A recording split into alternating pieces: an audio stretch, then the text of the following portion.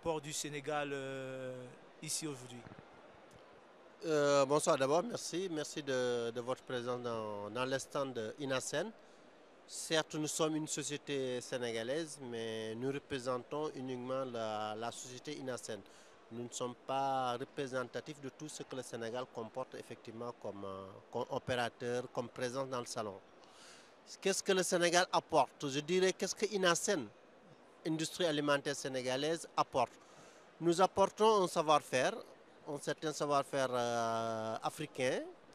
Nous apportons des produits africains et nous apportons également une présence africaine. Nous sommes une industrie alimentaire. On est spécialisé dans les épices d'assaisonnement. Aujourd'hui, nous commercialisons, nous fabriquons une marque internationale qui est le Djongé. Djongé, c'est une marque de bouillon en poudre. Donc, ce que nous faisons, c'est un bouillon en poudre naturel, 100% naturel, végétal, halal, et que nous voulons commercialiser à travers ce pays par le biais du salon. Notre objectif principal, notre présence ici, au-delà de représenter peut-être le savoir-faire industriel sénégalais, c'est de chercher aussi des distributeurs. Nous voulons aujourd'hui commercialiser notre marque, le bouillon en poudre Djongé, au Maroc, par le biais d'un distributeur marocain qui a une capacité financière d'acheter le produit à l'usine, de le distribuer au Maroc à travers donc un réseau de distribution des grossistes jusqu'aux détaillants, jusqu'à la consommation finale du produit. Et, excusez, vous êtes à votre quantième passage à ce... C'est notre première participation au salon, au SIAM. Et à ce titre, on espère qu'il y aura des retombées en tout cas bénéfiques pour le développement à l'international de notre marque. Ah, ok, super bien. Et qui parle d'épices, quand je constate, parle aussi d'agriculture. Est-ce que la société constate déjà, comme nous en Afrique centrale, on a un peu une décroissance au niveau de l'agriculture. On se dit l'agriculture est en train de mourir. Est-ce qu'avec tout ça, vous avez espoir à la croissance de votre marque? Donc, il faut faire la part des choses. D'abord, juste apporter une précision. Nous fabriquons des épices. C'est des épices d'assaisonnement. Mais ce n'est pas un produit épicé. Parce que souvent, les gens confondent des épices dans le sens un mélange donc, de produits d'origine agricole à quelque chose qui est épicé, qui est très piquant, qui peut faire mal. Donc notre bouillon, c'est un bouillon en poudre, un mélange d'épices. Je peux citer les principaux ingrédients, l'ail, la tomate. Oui, et toutes ces cultures ont besoin de main-d'œuvre. Moi, je voulais parler de la main-d'œuvre, peut-être de la jeunesse qui ne s'implique plus trop au niveau de l'agriculture. Est-ce que vous avez un espoir dans ce sens? Est-ce que vous pensez que le cap, ou bien vous ne trouvez pas de difficulté à cultiver tout cela? Nous ne cultivons pas. Nous utilisons des produits agricoles dans la fabrication de notre bouillon. Mais encore une fois de plus, nous sommes une industrie. Nous sommes une industrie agroalimentaire qui utilisons des intrants à partir des produits cultivés, agricoles, que nous utilisons pour la production, la transformation industrielle de ces produits agricoles pour en faire un bouillon, un produit fini. Maintenant, votre question qui renvoie à l'agriculture globale, ça c'est au niveau purement macroéconomique, qui n'est pas dans le cadre de la production, de la commercialisation du bouillon en poudre Djongé. Bon, moi, en tant que responsable export de cette boîte, aujourd'hui, ma mission, c'est de développer la marque à l'international, c'est-à-dire de vendre et de bien vendre. Maintenant, si, en tant que citoyen africain qui peut s'intéresser à des problématiques de développement, dont l'agriculture, il faut savoir que les pays africains, c'est des pays essentiellement agricoles. Effectivement, l'agriculture devant être le levier de développement, devant être le levier sur lequel les pays africains doivent s'appuyer pour émerger. Parce que ça permet de nourrir la population, donc régler d'abord le problème de l'autosuffisance alimentaire, parce qu'un peuple qui a faim ne pourra jamais se développer. L'agriculture aussi, ça permet autre chose. Ça permet de pouvoir mettre à la disposition des secteurs industriels de la matière agricole pour la transformation industrielle en produits finis. Et ça permet également de pouvoir créer des métiers, des techniques qui sont liées à l'agriculture. Des métiers agricoles pour la technique agricole, pour la commercialisation de la machine-outil agricole, pour la mécanique agricole. Donc l'agriculture, c'est multidimensionnel. Ça va du paysan qui cultive, ça va à l'industrie qui utilise ce que le paysan cultive, ça va au métier de l'agriculture qui utilise tout ce que le savoir-faire de la mécanisation agricole, des machines-outils agricoles et des écoles de formation pour agricoles. Donc c'est un secteur extrêmement important. À mon avis, les pays africains ne mettent pas suffisamment d'accent sur ce secteur-là. Et moi, je reste persuadé qu'on ne pourra s'en sortir que si l'agriculture devient une prioritaire des plus grandes priorités de ce qu'on fait en Afrique. Parce qu'on ne peut pas s'en sortir sans l'agriculture. Nous sommes des pays pauvres et aujourd'hui, notre émergence passe par l'agriculture, forcément. Des problèmes multiples peuvent se poser au niveau de l'agriculture. Je peux comprendre des pays comme le Sénégal, nous sommes sur la bande sahélienne, donc on a des problèmes de pluviométrie. Également, je peux comprendre que la concurrence internationale, la mondialisation fait qu'aujourd'hui, nos paysans, une fois qu'ils ont cultivé, ils peuvent même des fois avoir du mal à vendre dans leur propre marché national, c'est-à-dire dans leur propre marché national, le marché domestique du paysan africain, et des fois concurrencé par des produits qui viennent d'ailleurs. Donc, tout ça, ça pose un problème. C'est un problème de voir comment on peut arriver à faire de l'agriculture un levier de développement pour toute l'Afrique. Merci beaucoup. Merci beaucoup. Alors, c'était M. Ba du Sénégal avec le produit Djongé, qu'on espère bien qu'il doit prospérer, parce que les Africains doivent prospérer dans ce qu'ils font. Merci bien.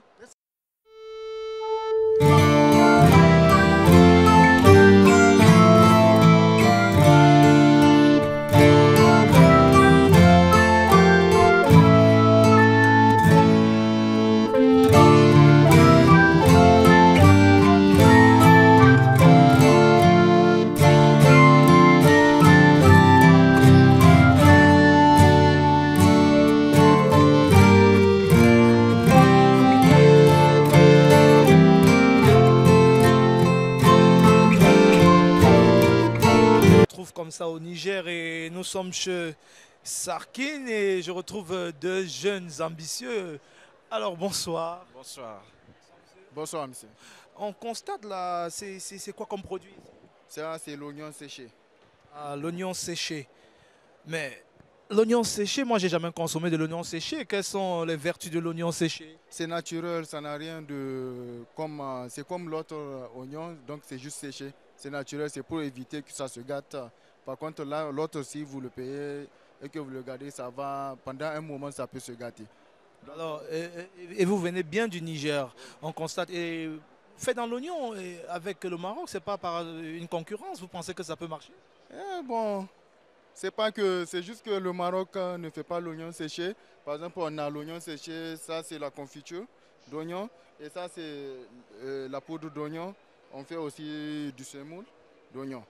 Semoule d'oignon? Oui, c'est ça qui est là. Oh, mais je suis curieux de voir ça, du semoule d'oignon. Alors là,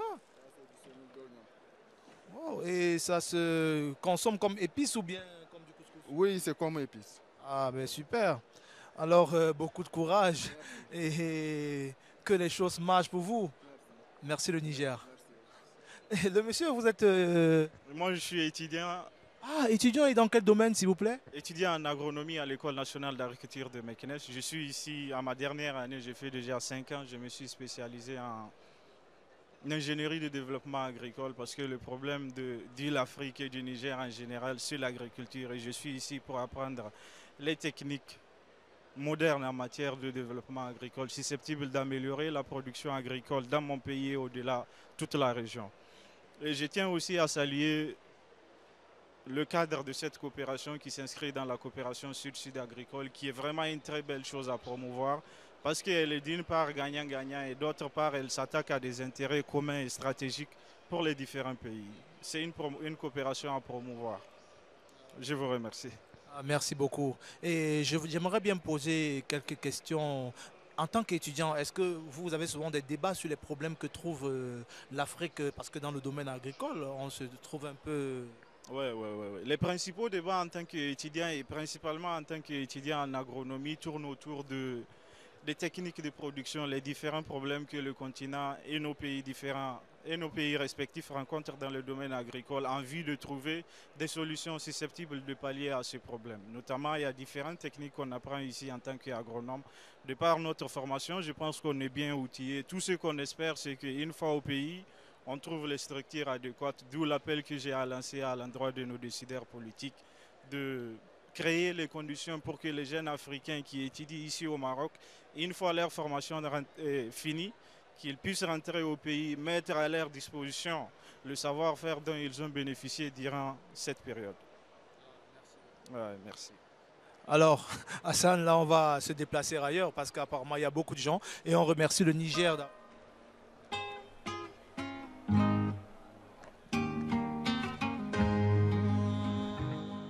Voilà, comme on disait tout à l'heure, il y a beaucoup de surprises. Là, nous sommes dans un stand plutôt spécial où je ne vois pas de branding pour le moment. Mais nous sommes où, s'il vous plaît? Nous sommes au Bénin ici.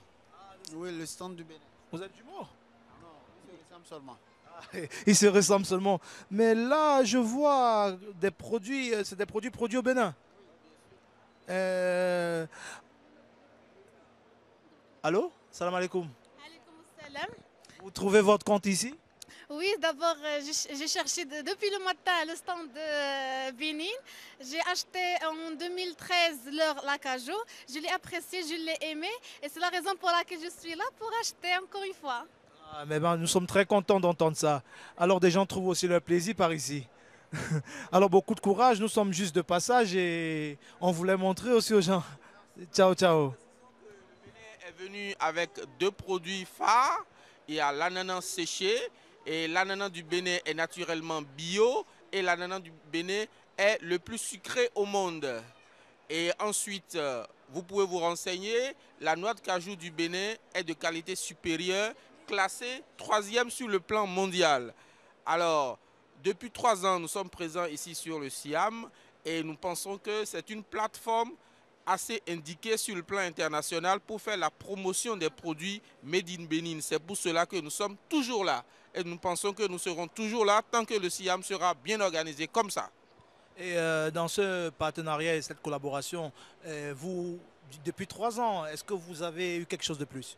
Nous avons eu beaucoup. Nous avons tissé des relations avec des entreprises ici au Maroc et de par les stands à l'international, nous avons encore une ouverture sur le monde entier. Alors merci beaucoup et bon courage à vous. Alors on va continuer ailleurs pour voir encore beaucoup de bénéfiques du Siam sur le territoire africain.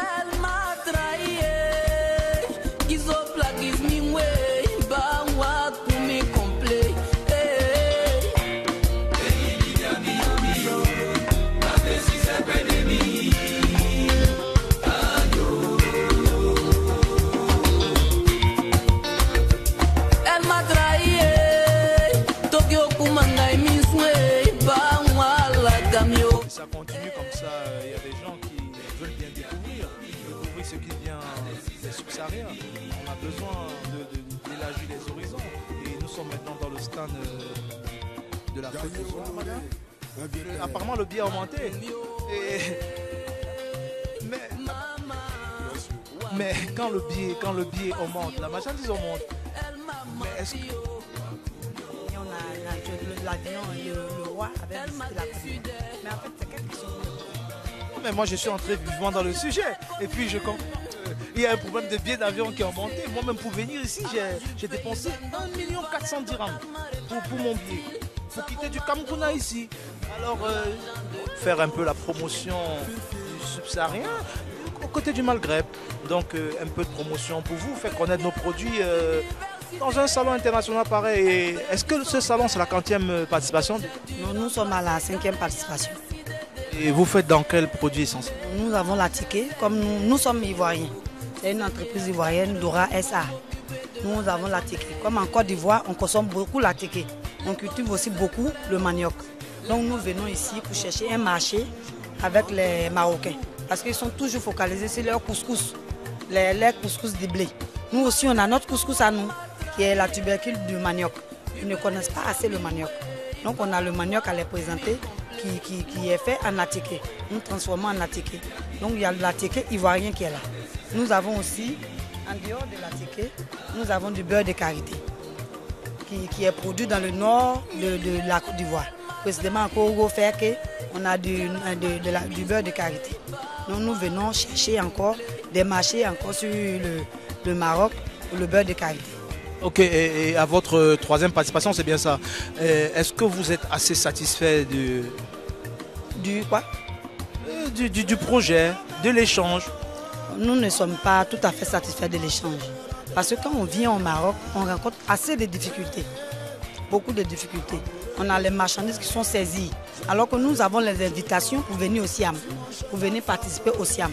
Mais quand on vient à l'aéroport de Casa, on a des marchandises qui sont totalement bloquées. Et on ne peut pas les dédouaner. Quand on dit on dédouane la commune, on vous dit non.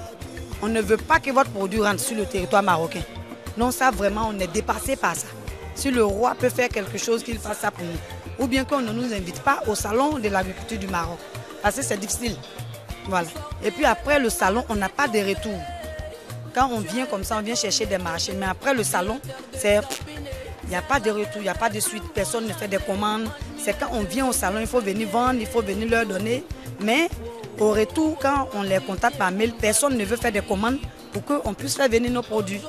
Et est-ce que vous pensez qu'il y a une idée à proposer à l'administration ou bien à l'organisation du salon pour remédier à ce genre de situation? Oui. Moi, pour ma part, je souhaiterais que quand il y a le salon de l'agriculture, qu'ils donnent des informations à la douane, vraiment, de regarder les produits qui rentrent.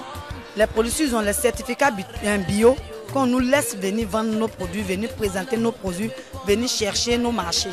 Voilà. Est-ce que monsieur a quelque chose à ajouter? Non, je pense qu'elle a tout dit. La Côte d'Ivoire, on a vu la finale de la CAN, hein? C'était quelque chose? Bien sûr, ouais. Ah oui, mais bon. On n'a pas mérité. Non, vous l'avez mérité.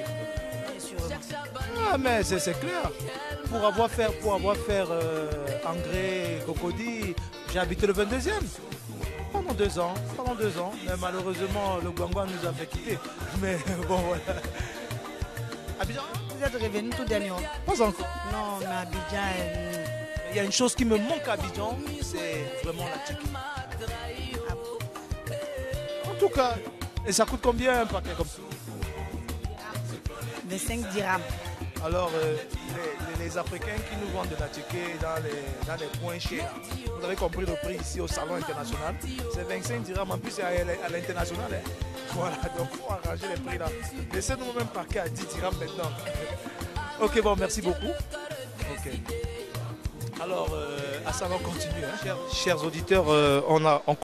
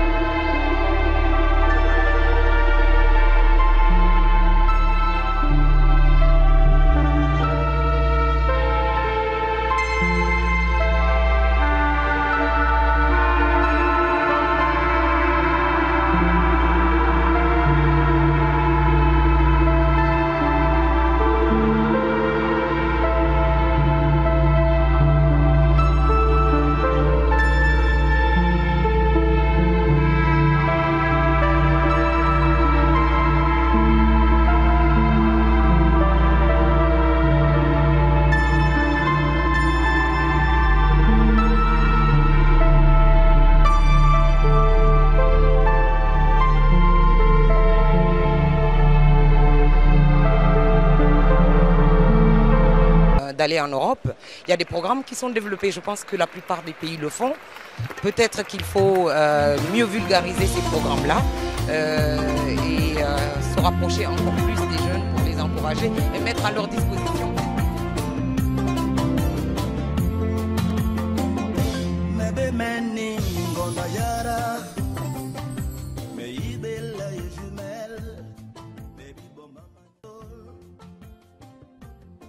Bonsoir Madame Kassi. Bonsoir. Pouvez-vous nous parler de votre ingrédient quand vous êtes au salon d'agriculture? Alors nous sommes venus au salon pour présenter le moringa. Notre marque c'est Welfare, mais c'est du moringa qui est une plante dont on fait la promotion, qui est conseillée aux diabétiques, aux hypertendus. Et on essaie de montrer que cette plante peut entrer dans tous les mets, toute alimentation. Comme c'est un bon complément alimentaire, on le conseille donc de le mettre dans les aliments. Ici, on a fait les crêpes au moringa. Vous voyez comment ça se présente. Il y a un peu de moringa là-dedans. Ça va être prêt dans 30 ou 40 secondes à peu près. Vous pourrez goûter et vous verrez qu'on ne sent pas du tout la plante là-dedans. C'est un produit qui est agréable au goût. Et en même temps que c'est agréable, c'est très très bon pour la santé. C'est conseillé aux enfants, c'est conseillé aux grandes personnes.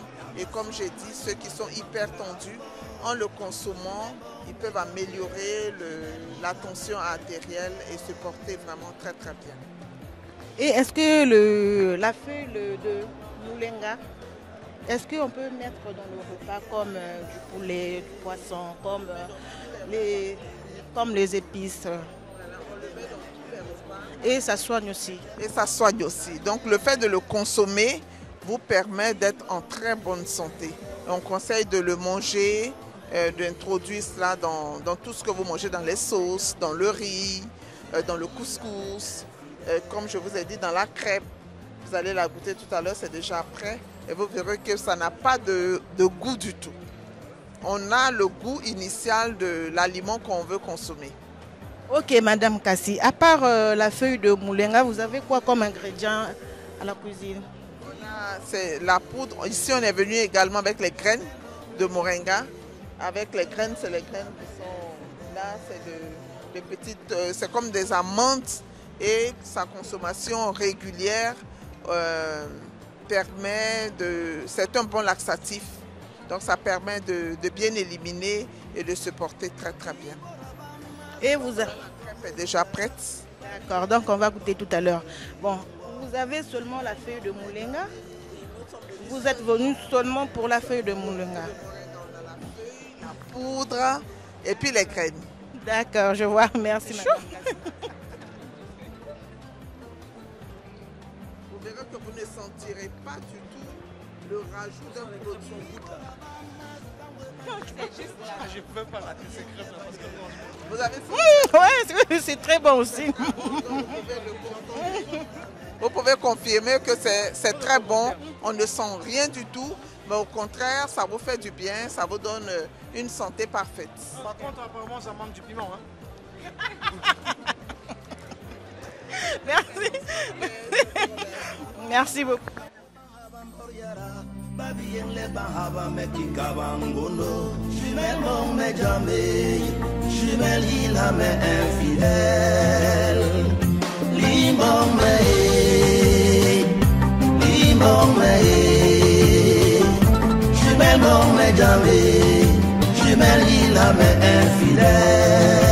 Au Salon international de la 9e édition, spécialement à Meknès. Meknès, c'est une ville qui est riche de culture, riche des monuments historiques, riche des passages européens et africains. À la 8e édition, comme a passé à M. Arnouch, un partenariat entre les sahariens et les environs européens. Comme je te connais de la première édition, mais pour la 9e édition, je ne voulais savoir la spécialité et les nouveautés. Les nouveautés, la spécialité, c'est chaque année. Nous avons grandi avec le SIAM. Nous sommes aujourd'hui présents avec 12 sociétés. aussi bien dans le secteur agroalimentaire que dans les machines, l'irrigation. Je vous invite à venir rencontrer nos spécialistes. Autrement, l'Autriche est présente au Maroc. Nous avons un bureau depuis 1956 à Casablanca. Et je pense qu'il vaut mieux maintenant interroger nos exposants spécialisés dans l'agriculture. Le plus à côté de moi, et ça c'est le plus important parce que la richesse de la ville de Meknès, premièrement à la culture, c'est les oliviers. Et les oliviers, c'est un marque déposé, mais on va parler à quelque chose de plus important qui se trouve à l'Autriche. À côté de moi, monsieur Olivier André et la Salemang, mais à votre projet au salon international et surtout de le domaine Olivier, le spécial à la ville de Meknès, la capitale mondiale de l'agriculture. D'abord bonjour à tous. L'optimisme, il faut toujours en avoir dans la vie. Je travaille dans le secteur de l'eau et plus spécialement de l'irrigation. Donc comme on dit toujours, l'eau c'est la vie et donc j'interviens dans ce domaine. En ce qui concerne notre société, Boer existe depuis 80 ans et nous équipons en matière d'irrigation dans plus de 93 pays à travers le monde. Tout type de culture, par exemple la canne à sucre, le riz, le blé, l'orge, le café, tout type de culture avec notre matériel d'irrigation que vous avez derrière. Être ici, au loin de ma terre. Ils m'ont dit, c'est du café, la canne à sucre. Nous sommes devant le stand de la France où ils sont spécialistes pour la culture des pommes de France. Nous sommes avec M. Bernard qui nous a présenté que c'est l'un des spécialistes. Bonsoir M. Bernard. Oui, bonsoir. Pouvez-vous nous parler un tout petit peu comment se fait la culture des pommes? Parce que nous sommes un peu très ravis de l'écouter, voir comment ça se passe en graines. Voilà, d'abord nous sommes pépiniéristes en France, donc nous exportons des plants d'arbres fruitiers sur le Maroc depuis 30 ans maintenant. Voilà, donc ces plants fruitiers produits dans la vallée du Rhône principalement arrivent au Maroc pour apporter d'abord de nouvelles variétés, de nouvelles formes d'arbres, une mise à fruit plus rapide et une qualité de fruit qui est donc voilà, qui est quand même plus belle que ce qui est produit aujourd'hui sur des plants qui ont été traditionnellement multipliés au Maroc. Vous expliquez un peu scientifiquement comment les pommes se passent de couleur en couleur. Parce que nous trouvons souvent les couleurs rouges, les couleurs jaunes. Scientifiquement, comment ça se passe?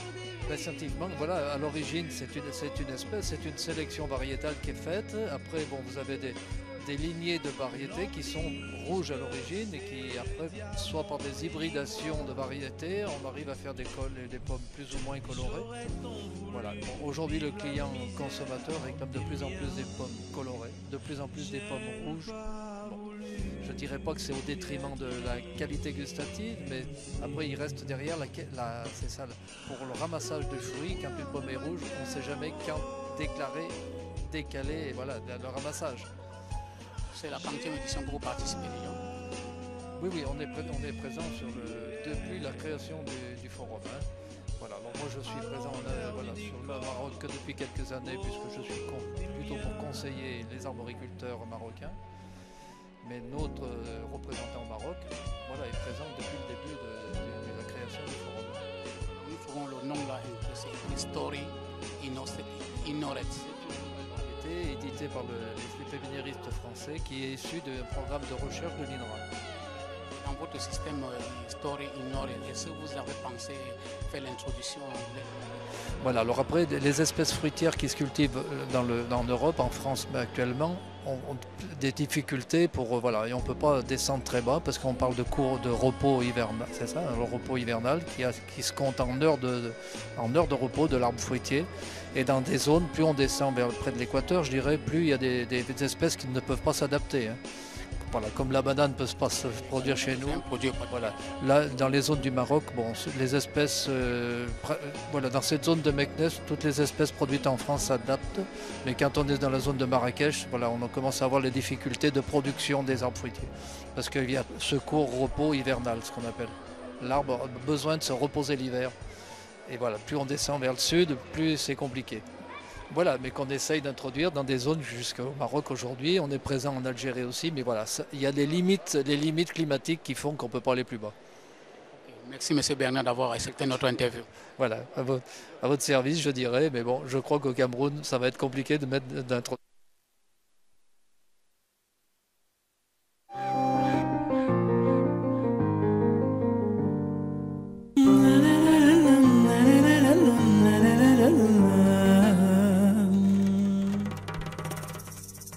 Amina ma Deborah, to shega ga kungoce baka dimcha abaninyo baga fumnyate ga kungoce baka. Amina ma Deborah, to shega ga kungoce baka dimcha Soja wapa